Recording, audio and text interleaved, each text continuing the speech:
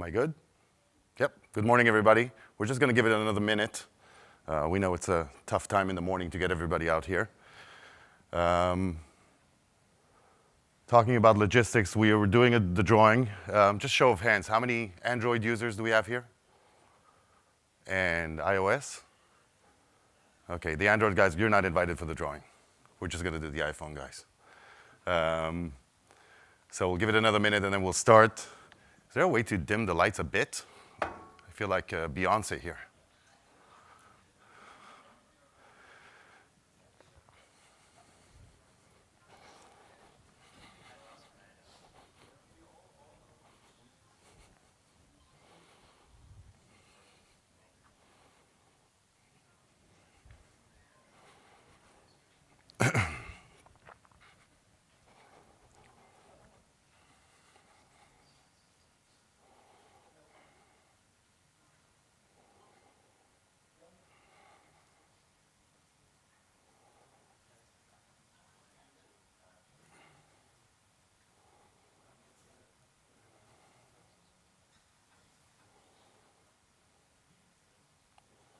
Are we good, Brad? We should start? Okay. So again, good morning. Thanks for coming in. My name is Rafi. I work for Backbox Software. We're a software development company based out of Israel. Just a little bit of background. We've been working with the security vendors for a long time, myself, almost 25 years. We've been a partner of Palo Alto for the past 4, Technology Alliance partner. You guys probably saw the joint solution brief that we did together. And today we're going to talk about intelligent automation for security and networking devices. So my entire presentation is going to be around how we are better managing our network and security infrastructure, and how can we use what a customer told us yesterday, a Swiss Army knife like tool to better automate and intelligently automate our network operations. So we're going to talk about a few things, first of them being our disaster recovery procedure. How do we build an efficient way of maintaining our configuration files for disaster recovery purposes?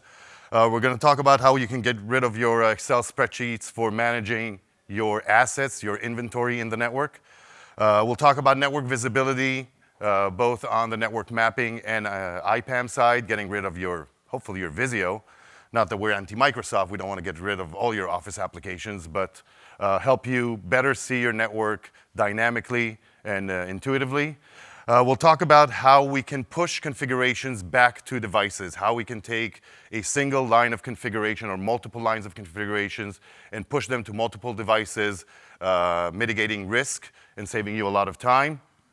And then we'll talk about how we maintain our network in a more healthy way. How do we get visibility over not if our devices are just up or down, but are they functioning properly, are they configured properly, and how we can automate changes on those devices based on their health. And we'll talk briefly about privilege access control, gaining auditing and recording capabilities whenever your engineers are accessing your security networking devices. So before I get to this, one thing that's important to say, everything that I'm going to talk about today refers to security and network devices only. So we are currently supporting over 160 technology partners. So that means that we are able to cover, around everything that I'm going to talk about, we're able to cover your entire infrastructure. So that means that if you're running multiple firewall vendors and multiple networking vendors and load balancers and SSL VPNs and proxies, et cetera, Backbox has support for pretty much all of them. Another thing that's going to be important across this presentation is that with our open API and our customization capabilities, everything that you'll see that is built-in support within our software can be customized to fit your specific needs. But let's talk about disaster recovery, some of the challenges that we have with disaster recovery. And the first challenge that we saw is, and I'm sure that you guys are probably running a decent backup procedure for your configuration files, which are probably based either on the built-in management capabilities of your vendors, scripting, or manual processes. And we found some challenges with all of these methods.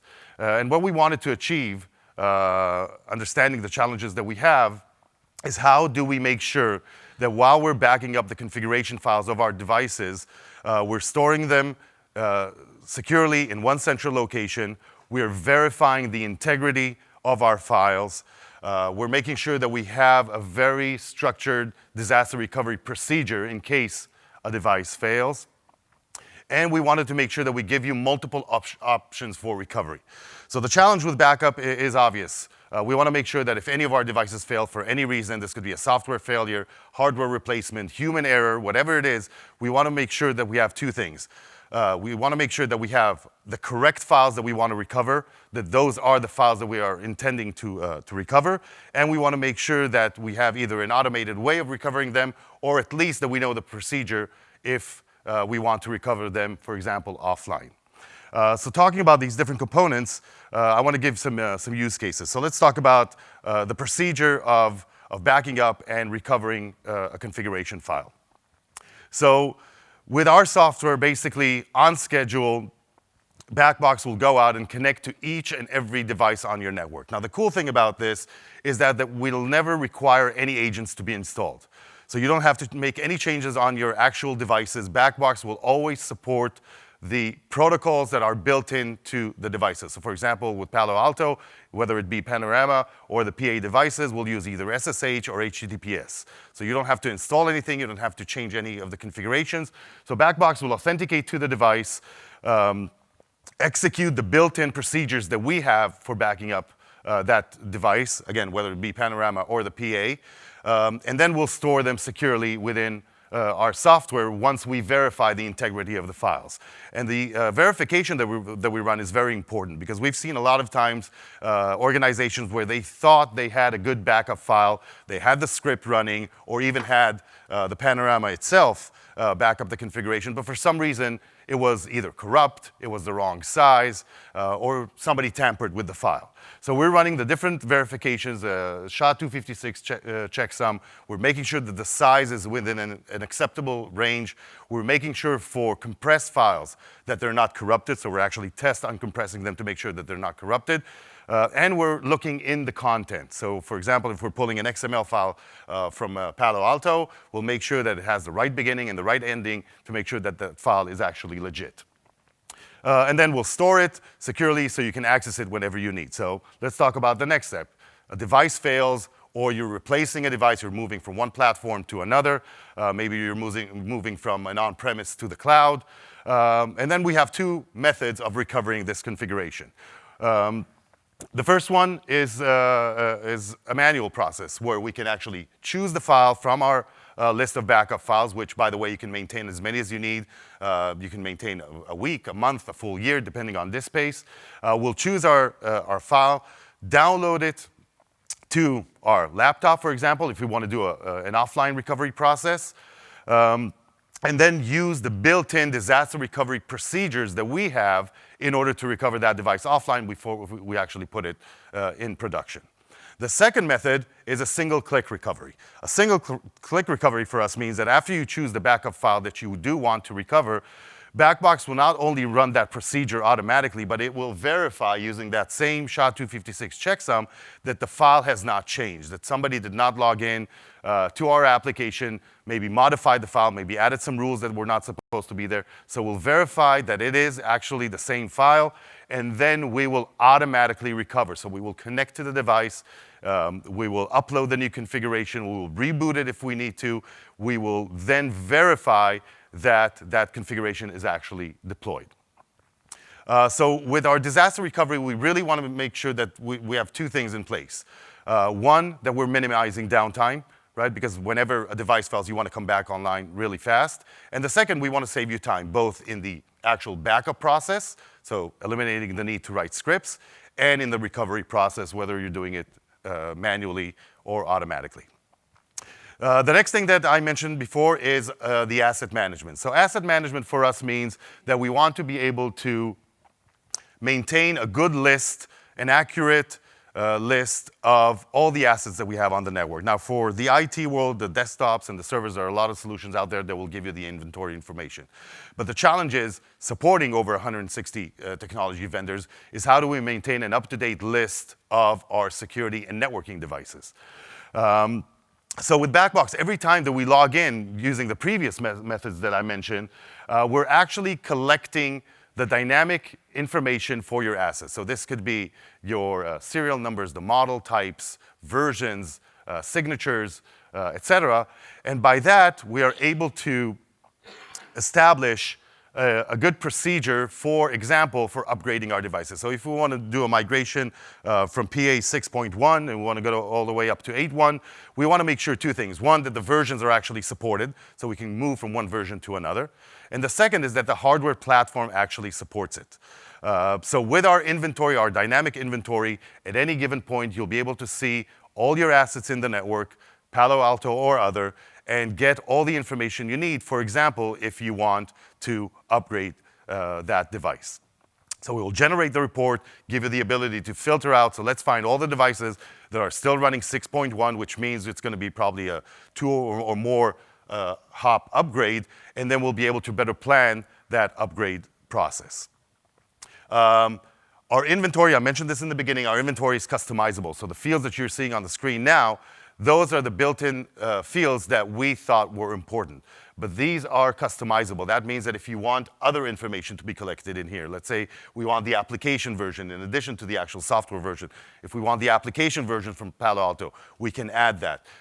If we want to see, in addition to uptime, if we want to see some resource information, so how much disk space do we have on any of our devices, free disk space, we can add that. So these components are customizable to fit your needs. And again, once you have this report, this could be either inside our web interface or can be exported to that same Excel that we wanted to throw out before, Excel or PDF, filter through that, and then better plan your network upgrades. The next thing I want to talk about is visibility. So I mentioned Visio before. How do we make sure that we, at any given point, have an accurate picture of what's running on our network? So the challenge there is drawing these maps, right? So every new component that comes into the network, whether it be your team or other teams, somebody needs to be notified, and then that map needs to be populated. And maintaining, specifically in large environments, this is very challenging. How do we keep track of the different teams, the different components? We're talking all layer 3 devices, so this could be routers, switches, firewalls. So with Backbox, every time that we connect to a device, we collect the layer 3 information. So we make sure that we collect the IP information, VLAN information, routing, VRFs, even within virtualized systems. So if you're running any type of virtual firewall, we're collecting that information as well.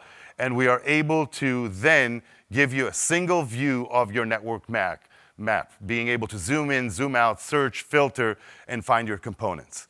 So that means that at any given point, if you want to see if you need to open an access rule or if you need to understand what is the route that inside my network between multiple networks, so Backbox will give you that visual map and give you the ability to, for example, choose a source, a destination, and it'll draw on this dynamic map, it'll draw out the path.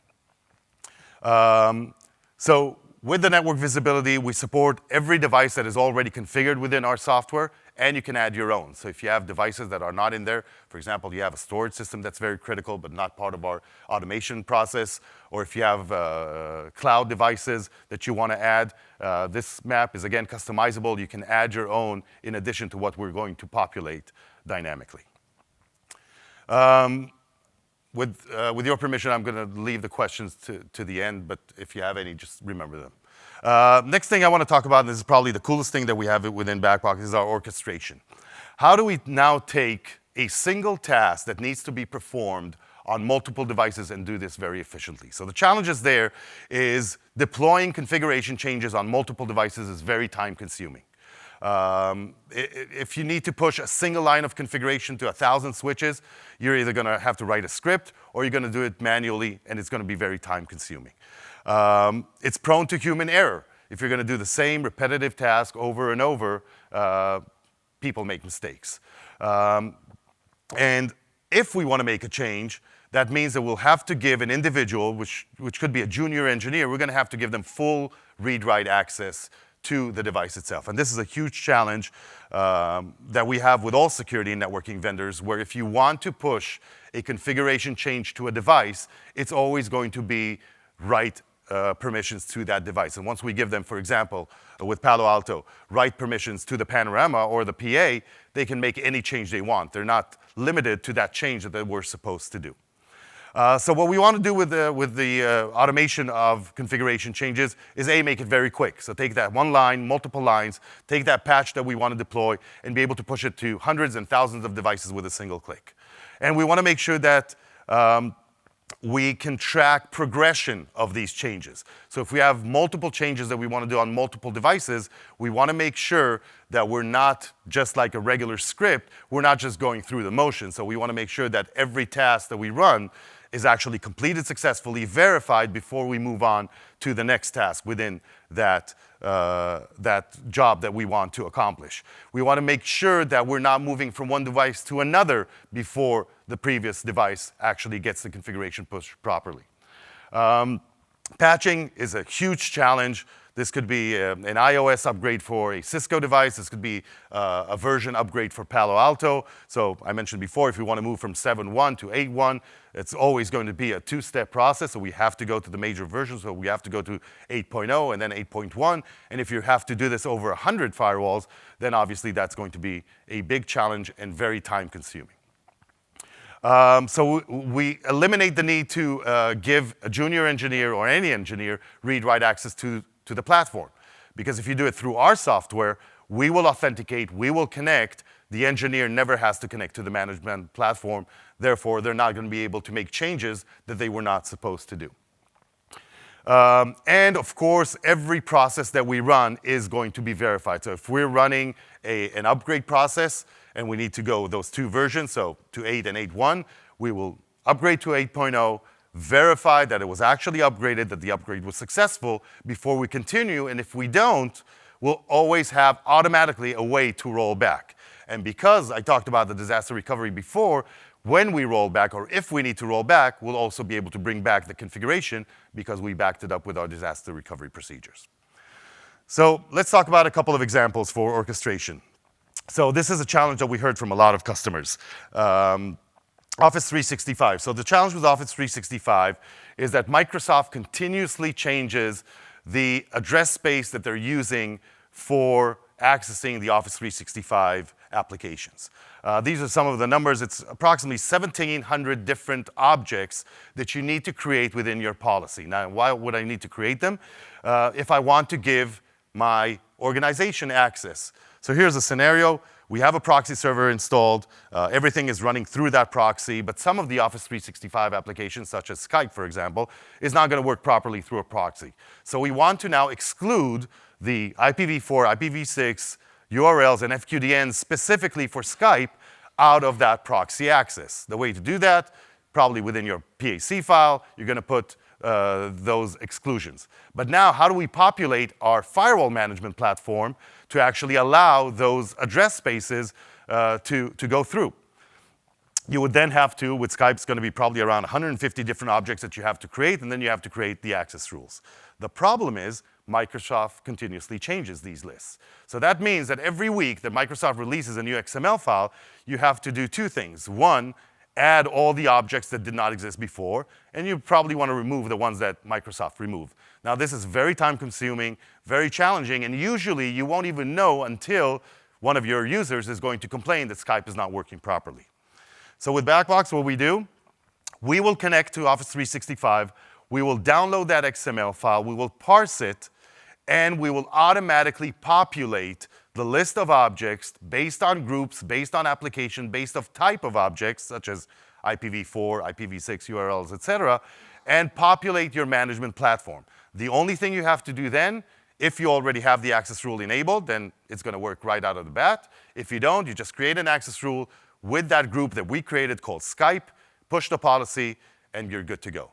That means that we're going to save you a lot of time, and in most cases, you're going to solve a problem before a user actually complains.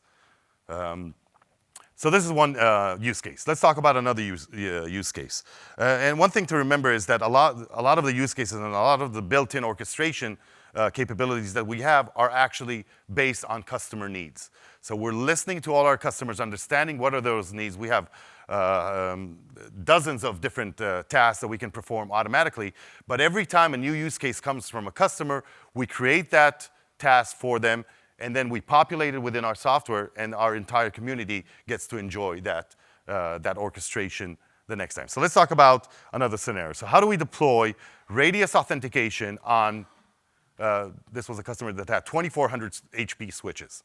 So we want to deploy radius authentication. We want to make sure that people now logging into these devices are no longer using static username and passwords, but they're actually using their AAA or radius authentication. So the way we do this, we will connect to each of these devices. By the way, whenever we run these types of tasks, we'll usually do it by default on 200 devices simultaneously. So we will connect to each device.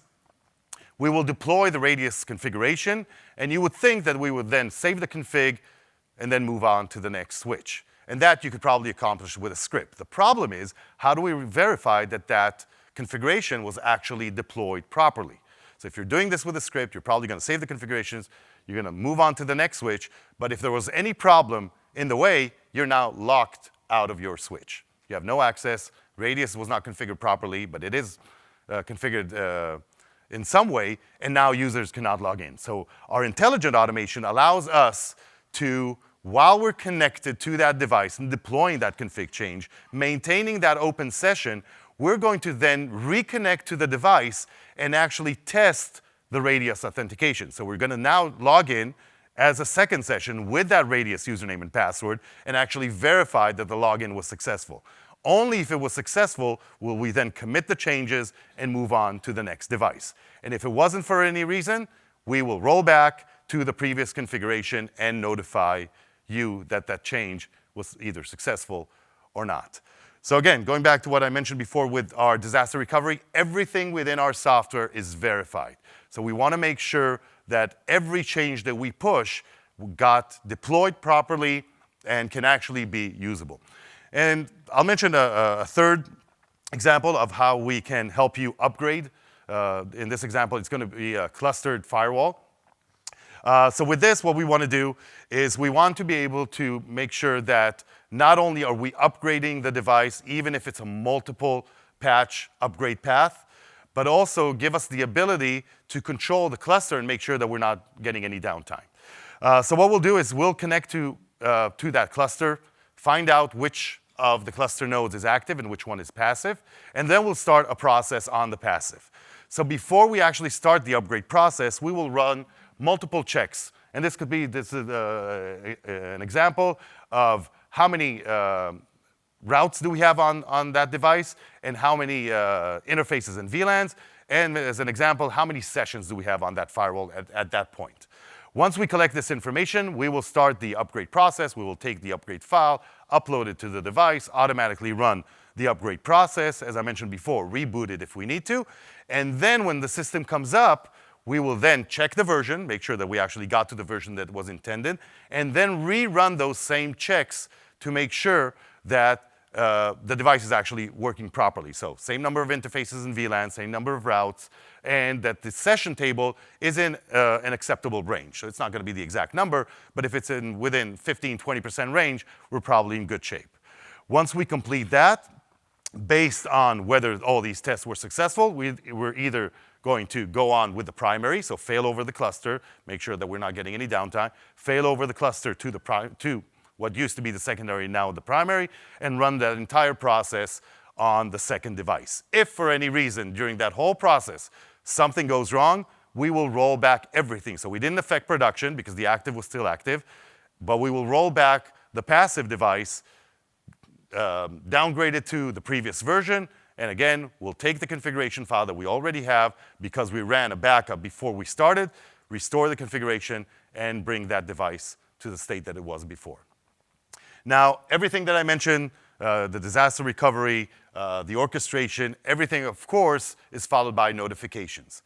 So this could be email notifications, syslog, SNMP traps, or HTTP notifications. So every task that we run, every process that we run, you'll be notified through these protocols.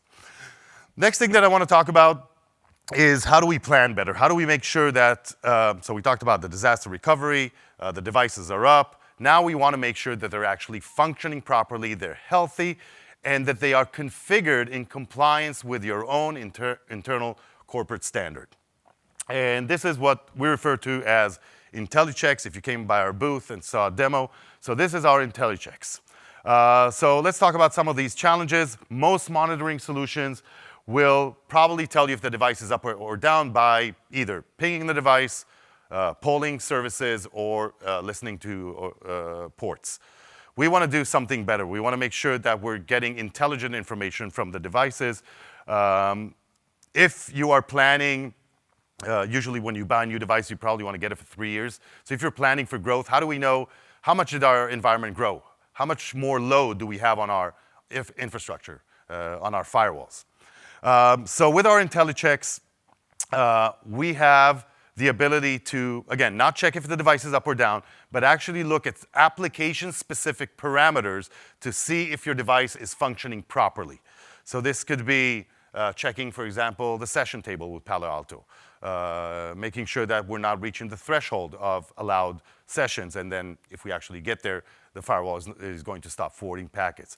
Look at VPN traffic, look at VPN tunnels if they're up or down. Look at VPN throughput or entire throughput on the device itself. So we want to make sure that, again, we're preventing downtime. We're giving you enough time to prevent downtime by letting you know that something is not functioning properly.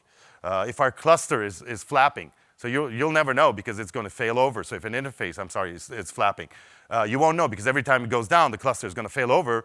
You're not even going to notice that there's a problem, but there's a problem that you want to fix because if it gets affected on the second device, then you're going to get some downtime.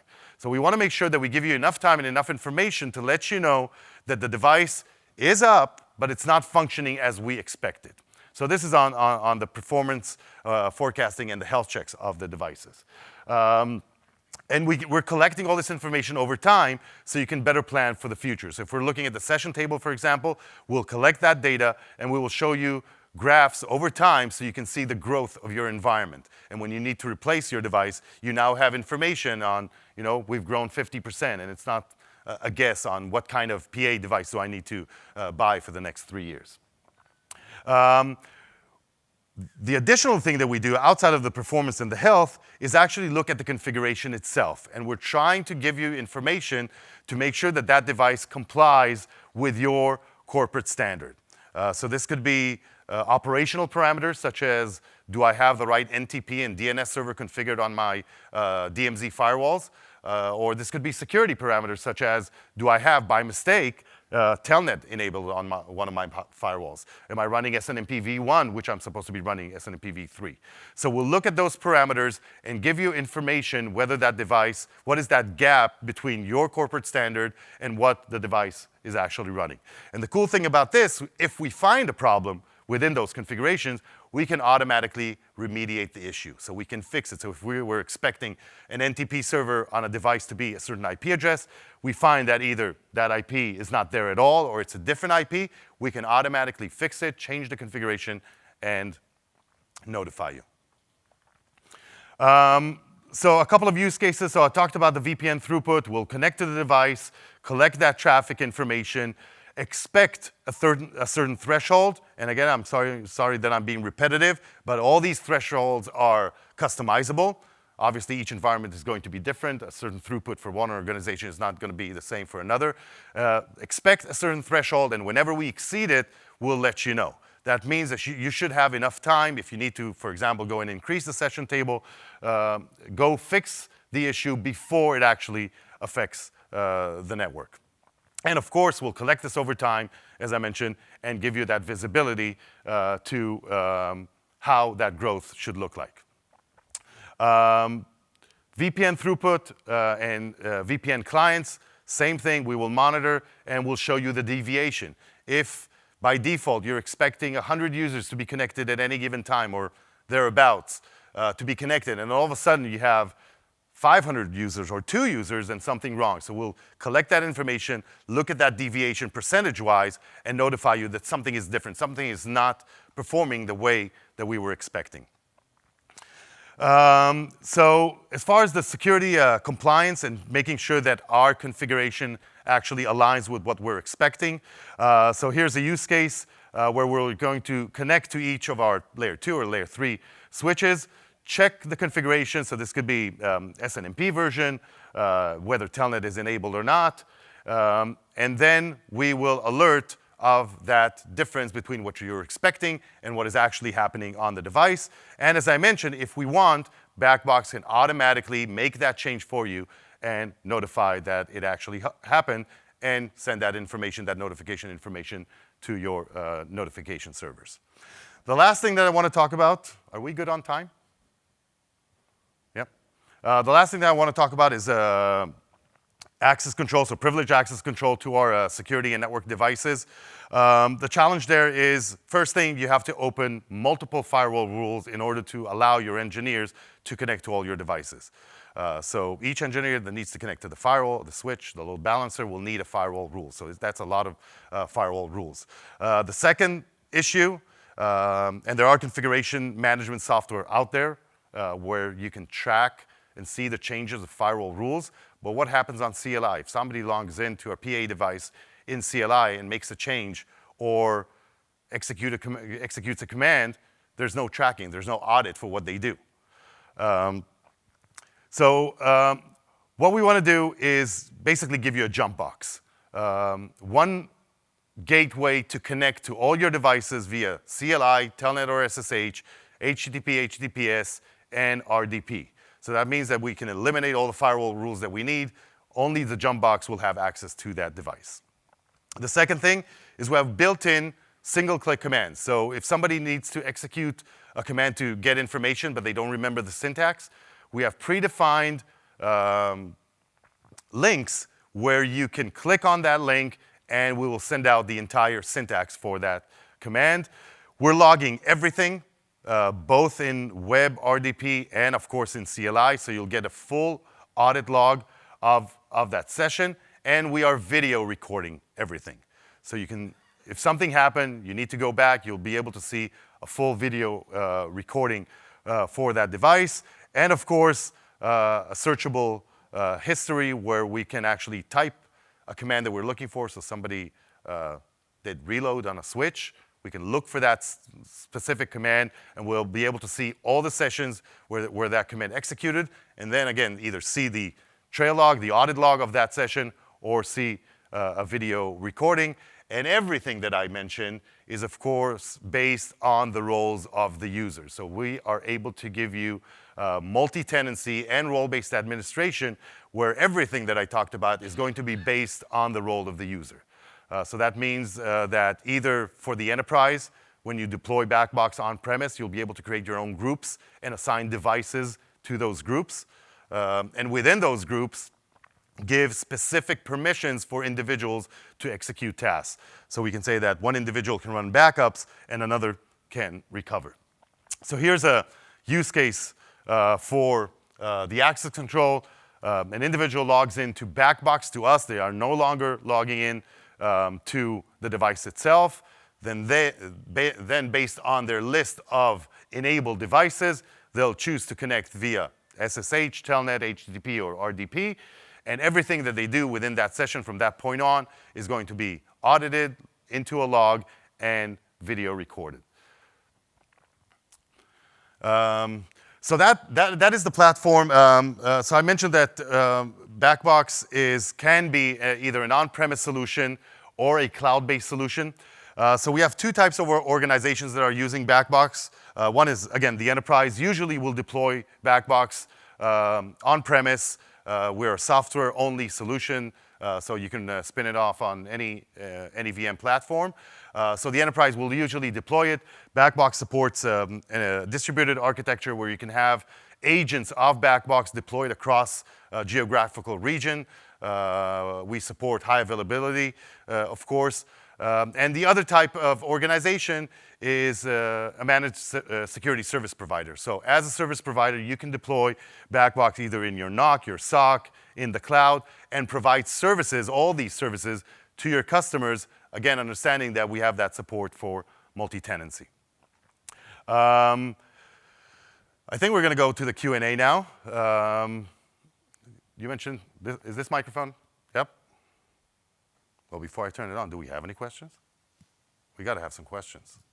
I'm not doing the raffle if we're not getting questions. One. Any questions? Either everything was very clear or you missed everything. Can you help me out with this? Sure can. Thank you, sir. Over. Maybe. About the access control, is possible to monitor also servers or only appliances?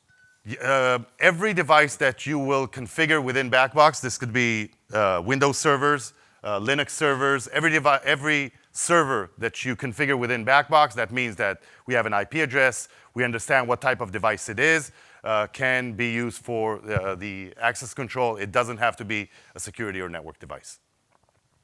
But once you have it in there, then you'll be able to enjoy the other capabilities of Backbox as well. Yes? But then another question, is it possible to save the configuration or make a snapshot or backup of a Windows server? Yeah, so outside of the access control. You're talking about the disaster recovery? Yes, absolutely. Linux servers have full support. We have, in addition to backing up the, with Linux, it's not a configuration, right? It's files, it's configuration files. So we have built-in support for the Linux platform itself. We have built-in support for some of the more common applications within a Linux operating system, so IP tables, MySQL, Apache. Those have built-in scripts that are already there. But outside of that, when you configure a Linux server, you can just specify a path or multiple paths of files that you want to collect. And then we will, of course, run everything that we already did. So same verification process, same encryption. So absolutely, yes. We treat Linux just like any other firewall application that is running on that platform. And also with Windows servers? Also? With Windows servers? Windows, yeah, but with Windows, we're not really collecting the what is it called? The device state, I think, or the actual system state, sorry. So yes, you can connect to a Windows server and collect files. You can collect, for example, export the registry and save that file, but it's not a full system state where you can, with a single click recover that Windows server. That's not really our space. Any other questions? Just so you know what you're asking questions for, we have a wonderful Bluetooth speaker water bottle, so make sure those questions keep coming. So when you actually when you have that liquid, doesn't it ruin the Bluetooth speaker? Oh, it's waterproof. Oh. You have mentioned that you have an option to backup and restore the switches and routers. What about the wireless controllers? So I mentioned 160 vendors, and I'm going to say this out loud, even though Ella is back there. So one of the slides that we wanted to put up is actually show you a list of all the vendors that we have support for, and it is over 160. Hanoch, are we at 170 now? Yeah. So yes, wireless access controllers, access points. Stop by the booth. We'll show you the list. It's very extensive. But again, just because we're at a Palo Alto event, I'm not going to name any names. So, for instance, how do you, if you were to have a clustered firewall, and if you were to update, for instance, an ASA firewall from version 7 to 8, where it throws off your WAN configuration completely, how do you restore from that? So I'm smiling because ASA is a challenge as a whole. Not only on the upgrades, but even on the backup and recovery. So some things cannot be, some things are just technically cannot be completed. And devices that, for example, while you're running either a recovery or an upgrade and you lose connectivity, we're not magicians. If we lose connectivity, we lose connectivity. A customer asked yesterday, what happens if you need to back up a device and the password is wrong? How do you do it? Well, we can't really. You know, if the password is wrong, we're not. And if it loses the WAN configuration and we don't have access to it, you know, there's not a lot we can do. Do you have like safety checks in place where you, to prevent that from happening, like, before you push that app update? Or Absolutely. So I talked about the verification. So every task that we run, we will run verification. If we get a response that something is not going to work properly, we're not going to continue to the next step. That's why we have the dependencies within our upgrade tasks. Any other Over here? questions? Yep, over here. Since you get backup from all configurations and all different vendors, does Backbox can help on migration from one device vendor to another device vendor? Yes, so we can help you migrate from anything to Palo Alto. It depends on from which device to which device. Some of the configurations between the different vendors are very, very different. So for example, objects and rules are usually easy, and we can help with that. But for example, when you take one firewall vendor and everything around, let's talk about all the applications that are built into Palo Alto, if you want to migrate from another vendor to Palo Alto, those parameters and configurations are totally different. So we're probably going to be able to help with 80% because the bulk of the work is going to be creating the objects, the groups, the access rules. But the more specific, very different configurations between the vendors, that's probably something that you would have to do manually. Question in the back here. Sorry. I think that's one of the reasons why currently the vendors themselves do not really offer tools to do that. So you would expect that Palo would have a migration tool from another vendor, but because it is so complex, they have pieces of it. Okay, you had one slide there that showed that you collect or monitor the VPN tunnels, Yes. the sessions. Do you have any machine learning engine that collects the normal situation, or do you have to manually update all the Great statistics question. right there? Great question, which takes me a little bit to the roadmap. Right now, we are setting a baseline, and we're checking for deviation from that baseline, and it's percentage-wise. So that means that it's not a hard-coded number, but whatever number we get, then we're going to measure percentage. And it's up to you to configure if you want. If you want to change, what is that deviation that you're looking for? Is 10% enough for a trigger, or is 50% enough for a trigger? Looking into the roadmap, we will have the capability to run our health checks based in what we call learning mode, where we will build the right parameters for that specific or for each device based on machine learning, and then it'll be a little bit easier because you won't have to set anything. So we're going to give you, this is the profile of this firewall in the data center, this is what we're expecting it to do, and then every deviation you're going to get an alert. Yes. Do you support internal rollback functions? Like, for example, Cisco devices has this rollback options when you can actually roll back to previous configuration in, for example, 5 minutes if you... Yes, so the answer is yes, but let me answer. If I can add, and in a cluster situation, same thing. So updating the primary, then see if everything works, and then decide to upgrade also the secondary. Yes, so to answer the first question, everything that the device supports built in, so you're talking about an internal rollback option, which is probably command-driven. So everything that has the vendor actually supports for us, and if you stop by the booth, we'll show you what our customization looks like. But we're talking in the language of the machine.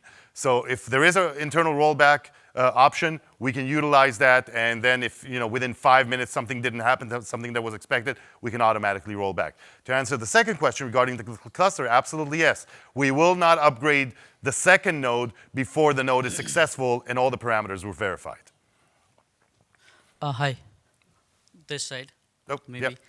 So you said it takes the backup of all the multiple vendor devices. Right. So is there any baseline standard configuration available by which it compares and gives you the output that your configurations are not as per the standard of security or something like that? Yes, so every configuration for every device is going to be different. Yeah. Every time we run a backup, that's a great question because I didn't mention it. Every time that we run a backup, we will compare that last backup to two things. One, a previous backup, so you'll get notification if the configuration has changed, and if something changed, we will let you know what changed.